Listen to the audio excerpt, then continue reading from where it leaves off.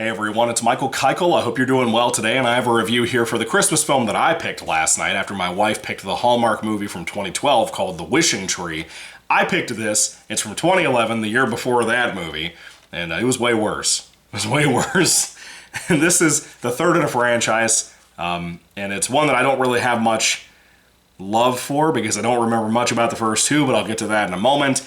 A very Harold and Kumar Christmas. It used to say Christmas 3D at the end of the title because it was in 3D, and yes, it's one of those movies that constantly gets interrupted with 3D horseshit popping out in your face because that's so cool and it's fucking boring. Anyway, never really saw much of the first two films. I saw tidbits here and there on TV when I was growing up, but that's not the way to watch comedy, especially stoner comedies like these movies. The first film, they went to White Castle. The second film, for people who don't know, they went to Guantanamo Bay. This film is a Christmas movie, and this is the final of the series all those years ago. And after watching this one and not having watched the first two before I reviewed this movie, thank God this was the last one because it was rough. It was really rough, and it seems like it's received well amongst the fans. Not for me. Not for me. I'm the Christmas guy. This should have been the one I loved, right? Anyway, so this is a stoner comedy, like I said, for anybody who doesn't know the series. Harold and Kumar used to be best buddies. They used to be really hardcore stoner potheads. Now they've kind of split ways a little bit. Kumar still lives in the old apartment they were in. He's flunked out of schooling because of a drug test, basically, not so much grades. And he couldn't pass that, couldn't get a job as a doctor like he wanted to be. And now his girlfriend comes to him saying, hey, I'm pregnant. And he's all upset about that. He doesn't receive the news very well.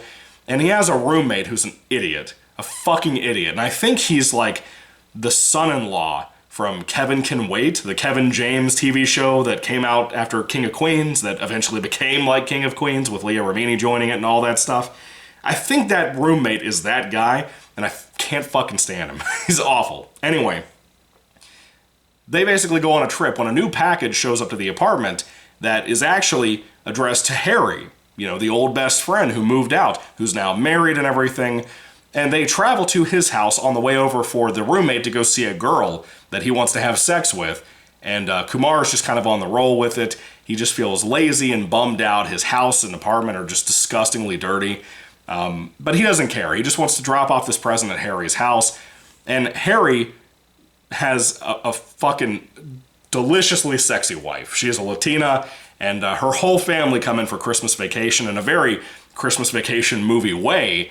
They hate Harry, and the dad's played by Danny Trejo. He's even more mean and brutal to Harry on top of that. And he has a tradition that basically he grows is it a Francis fir? Is that what it was? He grows these trees for Christmas as a family tradition that they put up every year instead of a fake tree. And Harold and Kumar, when they, meet up at Harry's house, and, he gets this package that came in the mail from Kumar and the new roommate, they accidentally set the tree on fire. And it being a tradition, and Danny Trejo and the family already hating Harry's guts, he's more upset. He has to go in panic mode with his friend from work, and eventually Kumar and this other roommate team up with them to try to find another tree that's as big as that one and as beautiful as that one, but also to get more decorations for it. And Kumar misses Harry so much that he's determined he's going to help him out. And then, of course, they go on this whole Christmas rampage of shit, and being potheads, specifically Kumar being a pothead, there's all kinds of wacky hijinks involving drugs throughout the film. There's some other faces in the movie you'll recognize too, like Neil Patrick Harris returning to the series. What's the one guy from Halloween Kills and Halloween Ends? I forgot his name. He's in this too. I think it was in 2018 as well. But anyway, Will Patton? I don't remember his name. Anyway, this is a Christmas adventure movie, and it's fucking bad. I didn't like it. I thought it kind of sucked, to be honest with you. I didn't laugh very much watching this, but I did sit through the entire movie just so I could get the review out here, never have to watch this crap again, put this DVD in the fucking Salvation Army bin, even though I hold on to most Christmas movies I have bought over the years. But I ain't gonna watch this one again. I hated it so much, I'll never sit through this shit ever. I don't know if it's just me being older now and not liking stoner comedies, because most of them I do think suck. But if it's that or a Harold and Kumar dislike, I don't know what it is, because I remember liking the first two when I was a kid, seeing little pieces of it on TV. But, that could be immaturity, that could be youth, I don't know. Maybe one day I'll watch them again, but I ain't renting them for what they have on Amazon prices right now for those two. Because that was the original plan, to watch all three back to back before uploading this review. And I saw the rental prices and I said, hell nah, you know, it's not happening. This is not a very well made movie, has a lot of nudity in it. Eventually there's like a whole stop motion animation segment with claymation that it can be cool, but it's been ruined for me ever since that LeBron James Sprite Cranberry thing that happened years ago. I still think about that every time I think I see this type of thing or if I watch Rudolph, so there's that. But the little Christmas movie references that I love, like the Christmas Vacation stuff that's so heavily in here, as a big influence on Harry's storyline in here. That's all kind of nice. I like that stuff. It feels very homey to me, being a big fan of those movies. But outside of that, I didn't really laugh that much. John Cho is my favorite part of the entire film. He's always good at everything he's in. It's everybody else. All the dedication towards, like, the latter part of the second act onward to the Neil Patrick Harris shit. I can't fucking stand Neil Patrick Harris, I'll be honest with you. He's one of these people, kind of like Joseph Gordon-Levitt, that's completely overrated, never should have been as popular as he was because of the lack of talent. And it's that faux Hollywood modern day talent where if they think they can sing and think they can dance, therefore they can be a comedian and act and everything else, and they're supposed to be this amazing prominent figure. Shut the fuck up. No one gives a shit. Nobody wants to watch a Grey's Anatomy episode of people fucking singing. Nobody wants to watch the CW Flash and hear you motherfuckers singing. Shut up. No one cares. This movie has those same kinds of issues, and it gets on my nerves more than I thought it was funny. One of the people on this adventure, by the way, is a baby. And all of this shit keeps happening where they keep accidentally giving the baby drugs. I thought that would be way funnier than it ended up being. They just did nothing with it, in my opinion.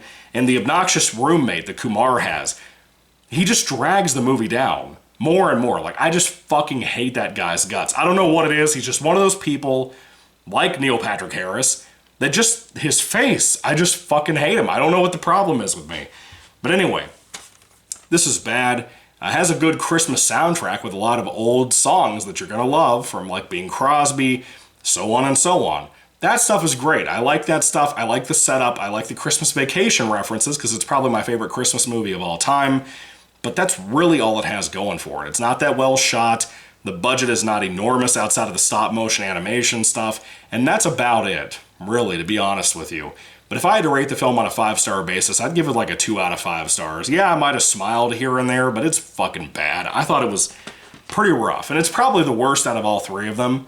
But again, I don't have enough exposure to part 1 and part 2 and the full context of each movie that I can really say that. So maybe one day, maybe not.